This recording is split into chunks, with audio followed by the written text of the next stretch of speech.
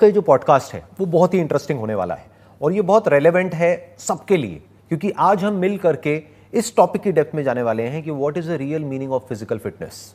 मेरे पिछले 2 पॉडकास्ट जो अपलोड हुए हैं उसमें मैंने देखा कमेंट सेक्शन में कि बहुत सारे लोगों को ये क्लियर नहीं है कि अगर वो यहाँ पर आना चाहते हैं तो कैसे आएँ। तो अगर आप एक एक्सपर्ट हैं किसी भी फील्ड में तो आप हमको एक ईमेल भेज सकते हैं info@sandeepmaheshwari.com पर। तो हमारी टीम उस ईमेल को देखेगी, वो समझेगी कि आपका क्या बैकग्राउंड है, क्या क्वालिफिकेशन है, क्या एक्सपर्टीज़ है और आपका क्या एक्सपीरियंस है, और उसके अकॉर्डिंग हम क्या ऐसा टॉपिक यहाँ पर कवर कर सकते हैं मिल करके जिससे कि जो व्यूअर्स हैं उनका कुछ बेनिफिट हो सके। तो इससे पहले कि हम अपनी इस कॉन्वर्सेशन को शुरू करें, इट वुड बी ग्रेट कि अगर आप अपना एक छोटा सा इंट्रोडक्शन दे देंगे। Hello everyone, I am Dr. Puneet Rehani. I am a physiotherapist by profession. So after completing my Bachelor of Physiotherapy, which is around about 4.5 years of course, I did my Masters in Neurological Disorders, which, we learned about a lot of how to treat spinal cord cases, how to treat paralysis cases, Then I treated a lot of Bollywood celebrities. I treated a lot of, sports people like Indian cricket team members also I treated. And then I worked under German orthopedic surgeon, where I learned about lots of sports, lots of how to deal with the sports patients. And after that, I got certified in osteopathy and chiropractic. And then I did my certificate course in Pilates as well. कितने साल का experience हो गया? Sir मुझे 10 साल का experience हो गया। तो अब इसके ऊपर आपके क्या थॉट्स हैं? अगर ये जो आज का हमारा टॉपिक है दैट इज कि what is the real meaning of physical fitness, तो ये सुनते ही सबसे पहले माइंड में क्या आता है कि किसी के एब्स बने हुए हैं और बड़ी बड़ी बाइसेप्स है, चेस्ट बाहर निकल रही है। इज दैट फिटनेस, या फिटनेस कुछ और ही है जो ज़्यादातर लोग उस डायरेक्शन में सोचते नहीं हैं? या फिर हम ये कह सकते हैं कि अगर कोई स्टूडेंट है जो अभी हमको देख रहा है और वो अपनी जर्नी को शुरू कर रहा है, कहीं कोई जिम ज्वाइन करने वाला है या घर पे ही कोई अपनी ट्रेनिंग शुरू करने वाला है, तो उसको अगर हमको डिफाइन करना हो फिजिकल फिटनेस का एक्चुअल में मतलब, फिजिकल स्ट्रेंथ का एक्चुअल में मतलब क्या है, कि सिर्फ बाहर से अपीयरेंस ही है उसका मतलब, या और भी कुछ है जो ज़्यादातर लोग जिस तरह से नहीं देखते हैं, तो अगर उसको हमको डिफाइन करना हो तो आप किस तरीके से करेंगे? सबसे पहले तो मैं ये कहना चाहूँगा कि it's a very big myth कि फिजिकल फिटनेस को क्वांटिफाई करते हैं लोग एब्स से, बाइसेप्स से, चेस्ट बल्ज आउट से या जिम से, right? I understand this is a very important part also, but this is at the end. और कैन वी कॉल इट कि it is at a superficial level? It's on the superficial level, yes, you are right. क्योंकि जरूरी नहीं है कि जो बाहर से फिट लग रहा है देखने में वो अंदर से भी फिट है। वो फील कर रहा है फिट, या फिर वो सिर्फ इंस्टाग्राम पे फिट दिख रहा है या दिख रही है। Yes, that's most important. दोनों में बड़ा डिफरेंस है। बहुत डिफरेंस है। एंड ट्रस्ट मी, मैंने बहुत सारे जिम क्लाइंट्स देखे हैं जो जिम ऑलरेडी कर रहे हैं, इवन फिजिकल ट्रेनर्स भी, जैसे मैंने मेंशन किया कि बॉलीवुड स्टार्स को भी देखा है मैंने, जिसमें वो they are good abs, good body, but actually they having lot of pain in the back, in the knee, in the neck, so they're having a lot of pain. So on that basis I can say ठीक है, it's important but it's not 100%. So अगर हम beginners की बात करें, जैसे आपने बोला, तो physical fitness मैं as a define करता हूँ, if you're stable functionally, if you're stable mentally, तो मैं कह सकता हूँ कि हाँ, he or she is a fit. But अगर हम ये बात करें सिर्फ फिजिकल फिटनेस के बारे में, तो उसके बारे में आपका क्या टेक है कि लोग किस तरह से समझते हैं और एक्चुअल में रियलिटी क्या है? So I will try to simplify in very very simple terminology. So अगर हम एक फॉर एग्जांपल ये टेबल है, लाइक टेबल को अगर बेस हम बात करें, जो 4 पिलर्स हैं बेसिकली टेबल के, तो फिटनेस को मैं कहना चाहूँगा first priority safety, very very important. Second priority sustainability, third comes stretching, the fourth comes strength. So basically हमने उसको, जैसे S है, so we can the 4S basically, 4S for the fitness. What you are saying is कि अभी देखा जाए तो जो नॉर्मल जो थॉट प्रोसेस है लोगों की, ये ज़्यादातर लोग जिस तरह से फिटनेस को देखते हैं, you have turned it upside down. Yes. क्योंकि आप ये कह रहे हैं कि लास्ट में आता है स्ट्रेंथ, yes. जबकि लोगों के लिए फिटनेस का मतलब सबसे पहले स्ट्रेंथ है। हाँ जी। सेफ्टी तो कहीं पर आता ही नहीं है, कहीं पीछे होता है। वो तो जब कोई इंजरी हो जाती है या कोई बहुत बड़ा एक्सीडेंट हो जाता है, कोई बहुत बड़ी प्रॉब्लम हो जाती है, उसके बाद वो थॉट माइंड में आना शुरू होता है, लेकिन तब तक बहुत देर हो जाती है। तब तक बहुत देर। तो आपने क्या किया, सबसे पहले रखा है सेफ्टी को। एज अ फिजियोथेरेपिस्ट मेरे पास लॉट्स ऑफ क्लाइंट्स आते हैं जो कि जिम कर रहे थे and after that suddenly injury happen. So I used to first of all assess him, या मैं सबसे पहले उनसे पूछता हूँ कि एग्जैक्टली ये हुआ कैसे, हाउ दिस पेन स्टार्टेड, या इंजरी कैसे हुई। तो वो कहते हैं कि हम जिम में एक्सरसाइज कर रहे थे एंड हमें पोस्चर मैंने में तो पता ही नहीं था, बट जो ट्रेनर ने बता दिया हम उसी में पुश कर रहे थे अपने आप को। इनफैक्ट कई बार पेशेंट्स ये भी कहते हैं कि हमें ये प्रॉब्लम थी ऑलरेडी, लेकिन हमने फिजिकल ट्रेनर को बताई नहीं, सो जिसकी वजह से भी मुझे इंजरी हो गई. So you know this is self responsibility also, self analysis also, कि सबसे पहले सेफ्टी के अंदर आता है self analysis. We should know कि हमारी प्रॉब्लम एक्चुअली में क्या है. We should know the knowledge of postures, कि हमें किस पॉस्चर में कौन सी एक्सरसाइज करनी है. लाइक जोन सी हम एक्सरसाइज करने जा रहे हैं, हमें पता होना चाहिए कि कहीं हम हमारे को डैमेज तो नहीं कर रही, कहीं किसी बॉडी पार्ट को डैमेज तो नहीं कर रही, राइट. मेरे को पहले ऑलरेडी इंजरी है, अगर मैं उस एक्सरसाइज को करती चली जाऊँ या करता चला जाऊँ तो भी गलत पोस्चर, वो भी गलत पोस्चर में, तो वो डैमेज कर सकती है हमारी बॉडी को. So after that we have to know, we should know recovery. So जैसे हमने एक्सरसाइज करी, फॉर एग्जाम्पल हमने 5 days a week एक्सरसाइज करी, सो हमें बॉडी को रिकवरी टाइम भी देना चाहिए, हमें बॉडी को रेस्ट भी देना चाहिए. अगर हम वो रिकवरी टाइम नहीं देते हैं तो we are prone to injury. फिर चाहे आप कितनी लेवल की एक्सरसाइज करते चले जाओ, चाहे आप इंटेंसिटी हाई करते जाओ, definitely we go prone to injury. So वो हमें बहुत ध्यान रखना है. मतलब what you are saying is कि मसल्स को जब हम एक्सरसाइज करते हैं तो हम एक तरह से टीयर कर रहे हैं, टीयर कर रहे हैं बेसिकली. तो उसको रिकवर होने के लिए टाइम चाहिए. और अगर हम वो टाइम नहीं दे रहे हैं या बीच में जितना टाइम देना चाहिए, मतलब मिनिमम 2 से 3 दिन का, अगर हम वो नहीं दे रहे हैं, मिनिमम 2 days तो देना ही चाहिए. तो अगर हम उतना टाइम नहीं दे रहे हैं एक मसल को रिकवर होने के लिए, तो we are prone to injury. फिर it depends on the person to person and what's the level of the person. Like for example अगर एक बिगनर है या एक मॉडरेट लेवल पे एक्सरसाइज कर रहा है या फिर बहुत हाई एथलेटिक लेवल पे है, वो डिपेंड करता है फिर बॉडी टू बॉडी किस लेवल की आप अपनी ट्रेनिंग कर रहे हो. बट हम बिगनर्स के पॉइंट ऑफ व्यू से देख रहे हैं बेसिकली, बिगनर्स या इंटरमीडिएट लेवल पे जो लोग हैं उनके पॉइंट ऑफ व्यू से हम समझने की कोशिश कर रहे हैं. राइट. सो बिगनर तो मतलब this is very very important कि हमें रेस्ट भी देना है. हमें ये नहीं कि यू नो 7 days और 2 hours एक्सरसाइज करें, दैट्स नॉट रिक्वायर्ड. सो अगर हम आइडियली बात करें कि कितना होना चाहिए, सो आइडियली मैं कहूँगा 30 minutes to 1 hour for 5 days a week. That's the actual, मतलब जो रिसर्च भी प्रूव करती हैं, दैट्स द एक्चुअल टाइम कि हमें इतनी एक्सरसाइज करनी चाहिए for the beginners and intermediate. मैं एक बार इस सेफ्टी वाला जो पॉइंट आप टच कर रहे हैं, this is very very important, जो लोग अंडर एस्टिमेट करते हैं ज़्यादातर लोग. यस. और हमने इंटरनेट पे भी ऐसी बहुत सारी वीडियोस हैं कि कोई उल्टी सीधी एक्सरसाइज कर रहा है, करते करते एकदम से वो बेहोश हो गया. ऐसे बहुत सारे केसेस हैं जहाँ पर डेथ तक हो गई. तो अगर आपकी डेथ ही हो जाती है तो फिर ऐसी एक्सरसाइज का क्या फायदा? किसके लिए बॉडी बना रहे हो? इवन आपने ये भी देखा होगा जो बहुत हैवी वेट उठाते हैं वो वॉमिटिंग कर देते हैं at the same time. You know, so these are things that you should know. और स्लिप डिस्क वगैरह तो कॉमन है, वेरी वेरी. ये तो मैंने मतलब ऑलमोस्ट हर दूसरे बंदे को देखा है जिम में जो कर रहा होता है, कोई ना कोई इंजरी किसी ना किसी को होता ही है. कभी कोई शोल्डर डिस्लोकेट हो गया, shoulder, knee pain, these are very very common. Even tennis elbow is very very common. Elbow में pain is very very common, क्योंकि रिस्क की प्रॉब्लम कॉमन है. रिस्क की प्रॉब्लम बहुत कॉमन है. हाँ, गलत पोजीशन में करी, उसके बाद में रिस्क में प्रॉब्लम आ गई, और एक भी प्रॉब्लम आ गई तो उसकी पूरा जो फ्यूचर है एक तरीके से वो उस पर एक बहुत बड़ा क्वेश्चन मार्क लग गया.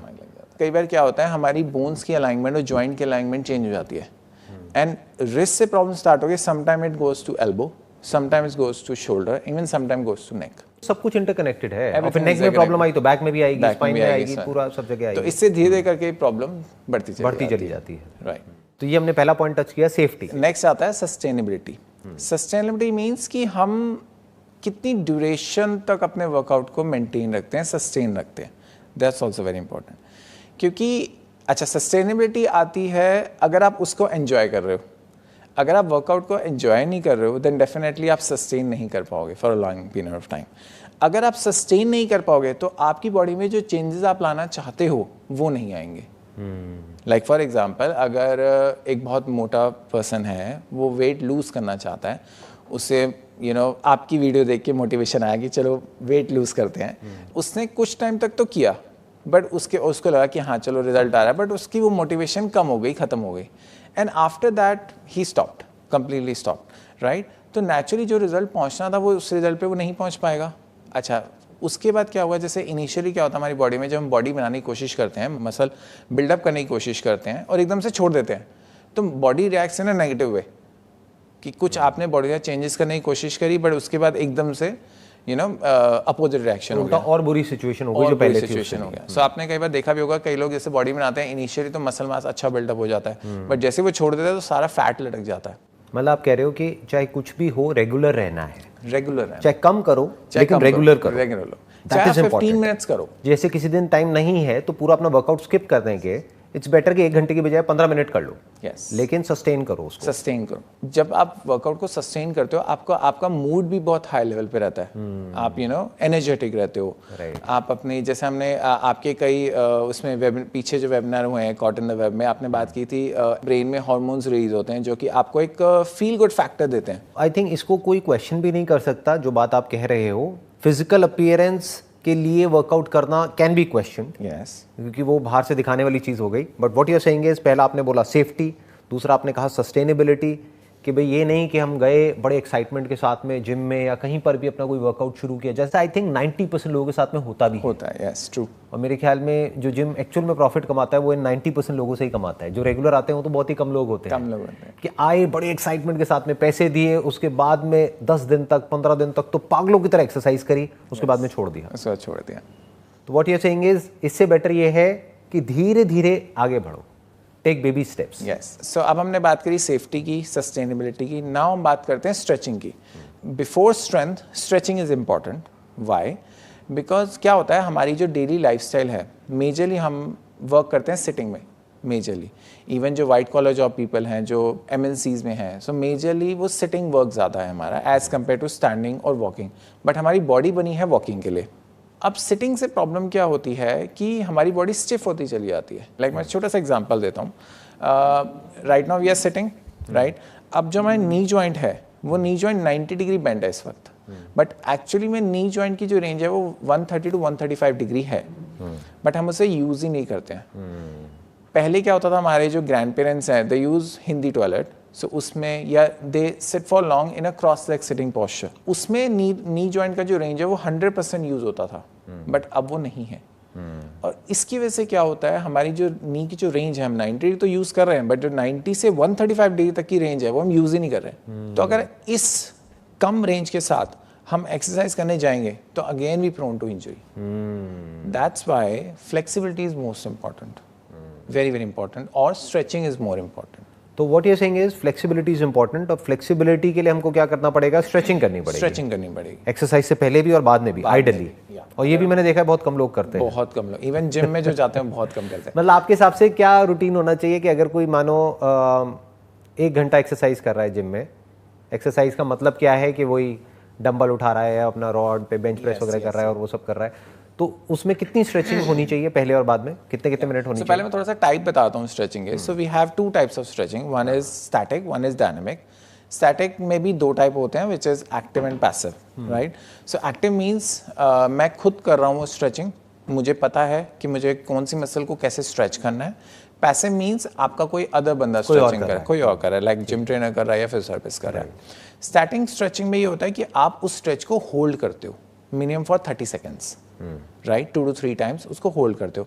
डायनामिक स्ट्रेचिंग में ये होता है आप उसको होल्ड नहीं करते हो, आप जैसे मूवमेंट्स करते हो, राइट, उसको पर्ट्यूबेशंस देते हो बेसिकली एक मसल को स्ट्रेच करने के लिए। अगर हम बात करें कि वर्कआउट से पहले, because it's a warm up phase, right, so warm up phase में हमें डायनामिक स्ट्रेचिंग यूज करनी चाहिए, बिकॉज वो क्या करती है, वो मसल को एक्टिवेट करती है। बट कूल डाउन फेज जो आता है, सो जैसे वार्म अप फेज हो गया, then exercise time, then cool down phase. Cool down phase में हमें स्टैटिक स्ट्रेच यूज करना चाहिए, वो हमें हमारी मसल्स को रिलैक्स करता है। उसका ड्यूरेशन कितना कितना होना चाहिए? So total initially cool down phase 15 minutes का और लास्ट में भी 15 मिनट्स का। तो आप कह रहे हो 15 मिनट पहले एक स्ट्रेचिंग होनी चाहिए और 15 मिनट बाद में होनी चाहिए अगर कोई 1 घंटा वर्कआउट कर रहा है तो। यस, बट ऐसा यूजुअली होता नहीं है, मैंने बहुत कम लोगों को देखा है, बहुत कम होता है। बट ये बहुत इंपॉर्टेंट है, वेरी वेरी इंपॉर्टेंट, बिकॉज अगर आप कह रहे हो कि अगर स्ट्रेचिंग प्रॉपर नहीं हुई तो फ्लेक्सिबिलिटी प्रॉपर नहीं है, फ्लेक्सिबिलिटी नहीं है, उसके बाद में हम स्ट्रेंथ के ऊपर काम कर रहे हैं, जो नेक्स्ट स्टेप आप कह रहे हैं, यस, तो उसमें इंजरी होने के चांसेस बहुत ज़्यादा है, तो सेफ्टी पे कॉम्प्रोमाइज हो गया। यस, क्योंकि अगर बॉडी में फ्लेक्सिबिलिटी नहीं है तो हम किसी भी जॉइंट की एक्सरसाइज जब हम कर रहे हैं तो उस जॉइंट को हम पूरा एफिशिएंटली यूज ही नहीं कर पाएंगे, and if you are not able to use it then definitely it's going to इंजर।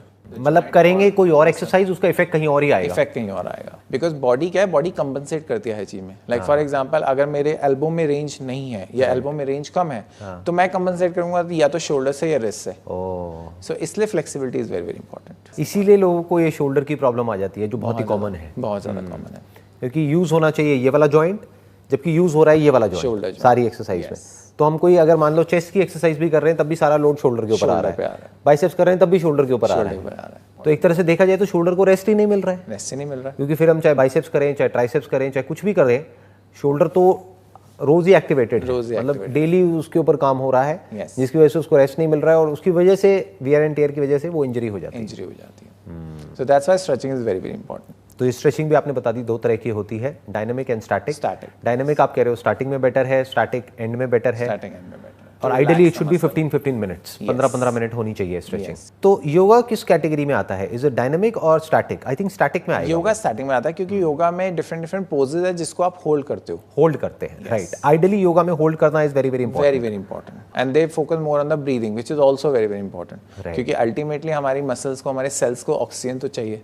सो जब तक ऑक्सीजन नहीं मिलेगी तब तक, इवन ऑक्सीजन नहीं मिलेगी तो भी we are prone to injury, क्योंकि मसल्स को हम वर्कआउट तो करवा रहे हैं बट प्रॉपर ऑक्सीजन नहीं दे रहे हैं। सो इसलिए breathing is also very very important, जो कि हम मेजरली मिस कर जाते हैं। और ऐसे ही diet and nutrition is also very very important, जिसको अभी हम टच नहीं कर रहे हैं, but that is very important. Yes yes, very very important. या इनफैक्ट अगर आप अभी इस कॉन्वर्सेशन को देख रहे हैं, सुन रहे हैं, और आप डाइट और न्यूट्रिशन में कोई एक्सपर्ट हैं, तो आप हमको ईमेल भेज सकते हैं। I would love to sit with you and talk to you about diet and nutrition. अभी तक हमने 3 पॉइंट्स कवर कर लिए हैं, that is safety, sustainability and stretching. तो चौथा पॉइंट क्या है? अब आता है स्ट्रेंथ।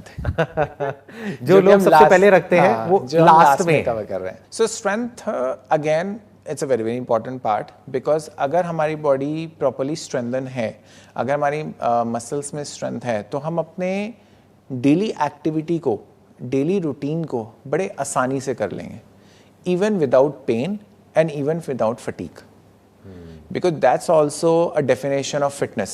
अगर आप कोई भी काम को without fatigue complete कर लेते हो overall day में, on that basis also you can say you are fit. अगर हम strength के benefits के बारे में बात करें, so the major benefit जो मुझे लगता है, आपके joints के ऊपर pressure हटा देते हैं muscles। अगर आपकी muscles strong है, अगर आपकी muscles strengthen है, तो joint के ऊपर pressure हट जाता है। सारा जो आपका बॉडी वेट है वो एब्जॉर्ब कर लेती हैं मसल्स, आइडियली जैसा होना चाहिए। इसमें एक वेरी पिक्युलर पॉइंट, जो कि मेरे पास बहुत सारे ऐसे क्लाइंट्स आते हैं जिनका ओवरवेट है, राइट। अब वो कहते हैं कि हम डॉक्टर पास गए तो डॉक्टर ने बोला वेट कम करो, राइट, बट मुझे तो पेन है, मुझे तो नी में पेन है, मुझे तो बैक में पेन है, मैं वेट कैसे कम करूँ? क्योंकि वेट कम करने के लिए मुझे एरोबिक्स करना पड़ेगा, मुझे रनिंग करनी पड़ेगी, मुझे जॉगिंग करनी पड़ेगी। तो इसलिए हम उनको ये ट्रेन करते हैं कि आप वेट कम करो, which is very very important, but उसके साथ साथ अपनी मसल्स को स्ट्रॉन्ग करते रहो, ताकि जो जॉइंट पे लोड है वो कम हो जाए, क्योंकि जैसे ही जॉइंट पे लोड कम होगा आपका पेन कम होता चला जाएगा। Then you will be more push your body for the weight loss. आप बेसिकली ये कह रहे हैं, correct me if I am wrong, कि अगर कोई पर्सन है जिसका वेट बहुत ज़्यादा है, तो उसको डायरेक्टली ये नहीं कि वो गया जिम में या कहीं पर भी और भागना शुरू कर दिया, जैसे ज़्यादातर लोग करते हैं कि पार्क में भागे चले जा रहे हैं घंटे तक, या ट्रेडमिल पे भागे ही चले जा रहे हैं, क्योंकि उससे क्या है कि जॉइंट पे लोड आएगा, क्योंकि अभी उनकी मसल स्ट्रांग नहीं है, तो सारा लोड आ जाएगा जॉइंट पे। तो आइडियली उनको क्या करना चाहिए? मसल ट्रेनिंग करनी चाहिए, जिससे कि पहले मसल स्ट्रांग हो, फिर एरोबिक ट्रेनिंग जो है वो करनी चाहिए, राइट। या कोई भी जंपिंग वाली हो गई, या ट्रेडमिल हो गई, या कोई भी ऐसी एक्सरसाइज हो गई जिससे कि डायरेक्टली जॉइंट्स पे लोड आने वाला है, तो उसको बियर करने के लिए पहले मसल्स को स्ट्रांग करो, डाइट के थ्रू अपने वेट को कम करो, क्योंकि आई थिंक डाइट का बहुत मेजर रोल है वेट लॉस में। अगर इसको रेशियो में देखना हो तो मेरे अकॉर्डिंग इट्स अराउंड 80-20, आपके अकॉर्डिंग क्या होगा? It's on the research basis 70-30। तो 70% is diet and 30% is workout. तो what you are saying is कि पहले अपनी मसल्स को स्ट्रांग करो, उसके बाद में भागो, अगर भागना भी है आपको तो, राइट। अपने फैट को कम कर ले, और प्रॉपर गाइडेंस लेके किसी भी फिजिकल ट्रेनर की या फिजियोथेरेपिस्ट की, अगर वो आपको गाइड कर रहा है, ठीक है आपने स्ट्रेंथ ट्रेनिंग स्टार्ट कर दी है, इतना ड्यूरेशन आपको हो गया स्ट्रेंथ ट्रेनिंग करते होते, now you are start doing your aerobic और start doing your treadmill, cycling, क्योंकि इसमें भी क्या होता है, like if you really want to lose weight, उसमें भी ऑप्शंस है हमारे पास, जैसे swimming is a very good option, right, जिसमें कोई लोड नहीं आता जॉइंट पे। स्टैटिक साइकिलिंग, उसमें भी लोड बहुत कम आता है।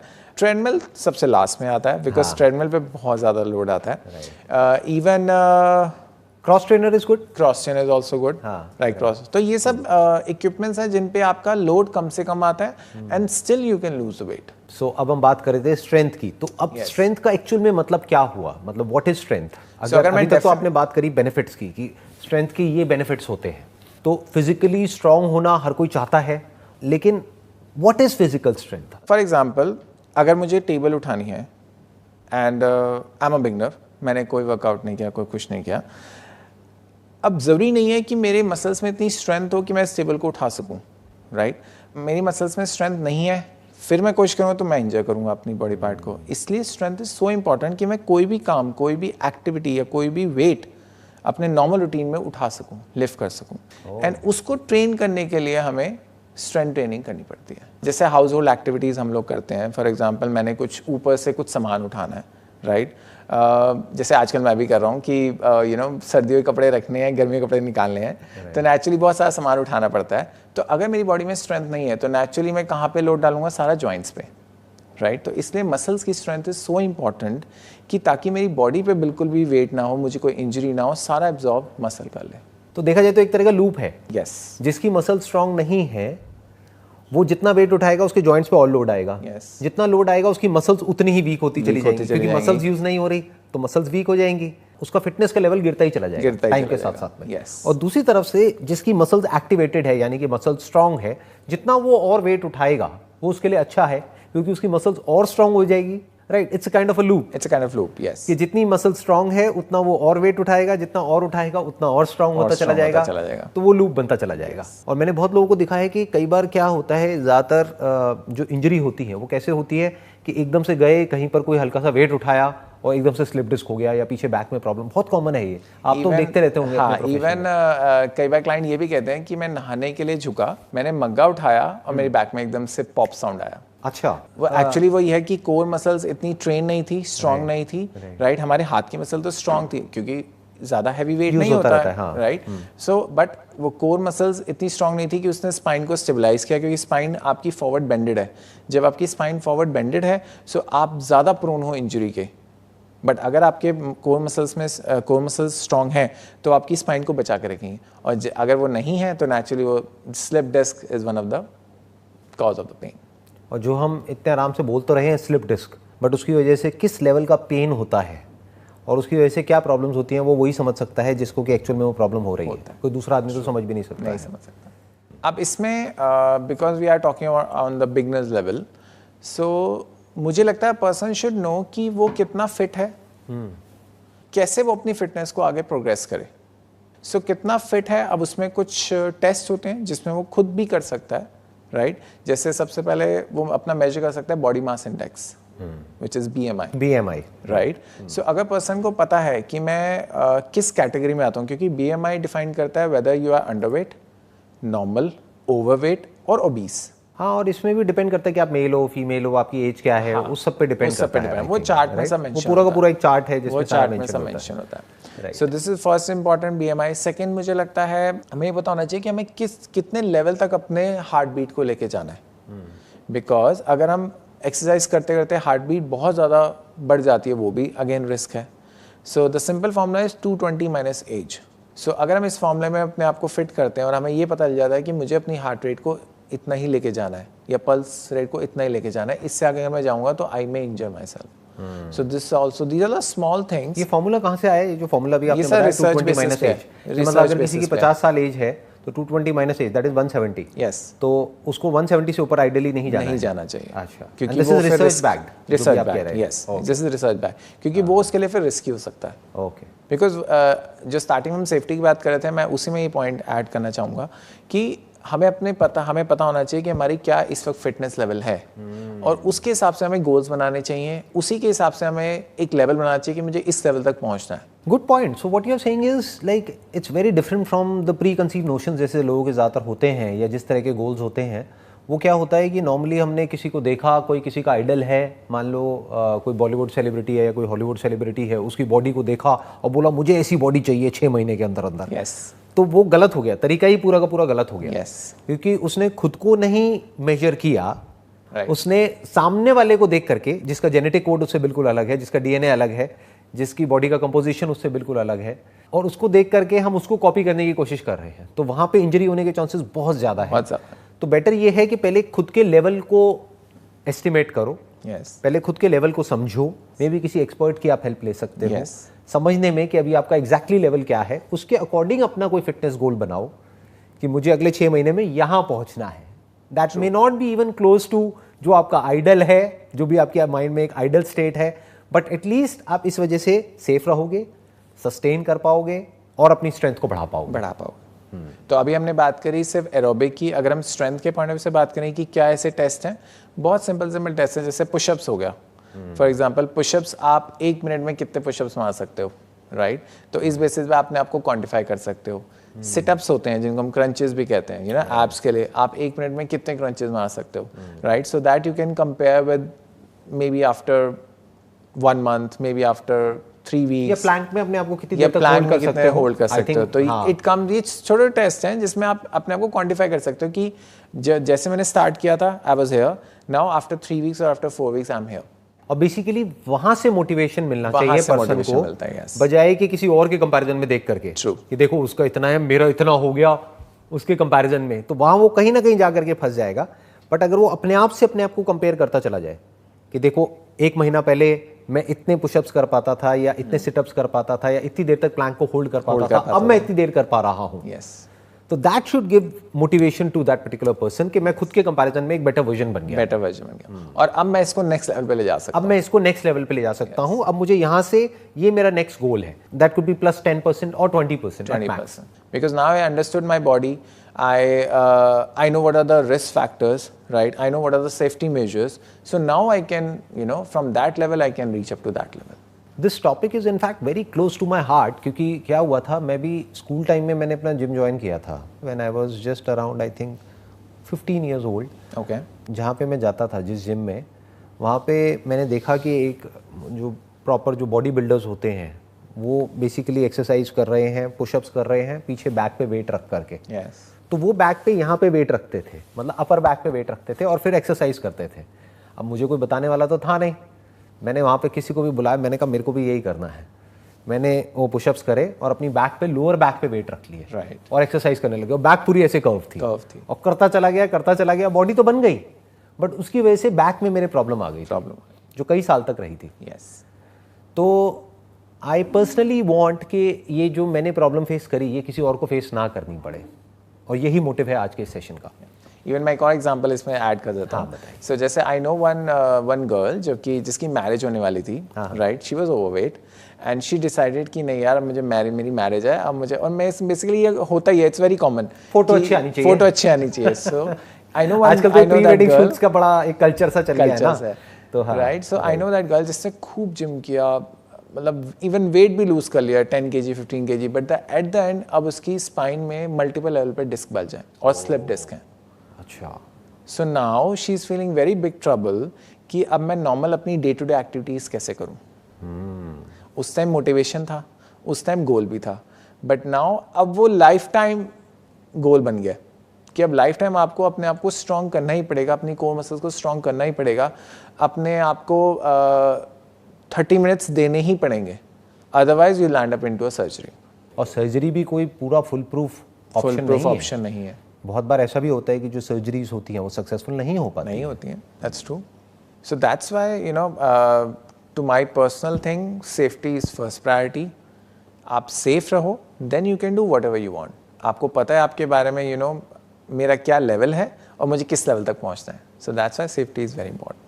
ये बात आई थिंक इतनी इंपॉर्टेंट है जिसकी कोई हद नहीं है। तो ये बात मेरे को बोलने के बजाय अगर आप डायरेक्टली कैमरे में देख करके जो लोग अभी आपको देख रहे हैं, उनको आप बोलें as an health expert. So as a health expert मेरा पर्सनली आपको एडवाइस है, सबको यही एडवाइस है कि safety is the most prior thing.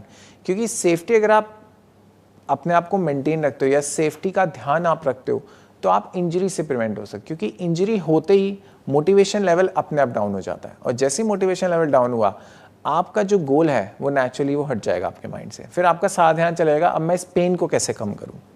So that's why it's very very important. On that note let's end this podcast and it was a pleasure talking to you. मेरे को बहुत कुछ सीखने को मिला आपसे आज यहाँ पर, एंड आई एम श्योर जो लोग अभी हमको देख रहे हैं उनको भी बहुत कुछ सीखने को मिला होगा, और वो इस पॉइंट को याद रखेंगे। और यहीं पे मैं इस कॉन्वर्सेशन को खत्म करूंगा, that is safety. Safety is the most important.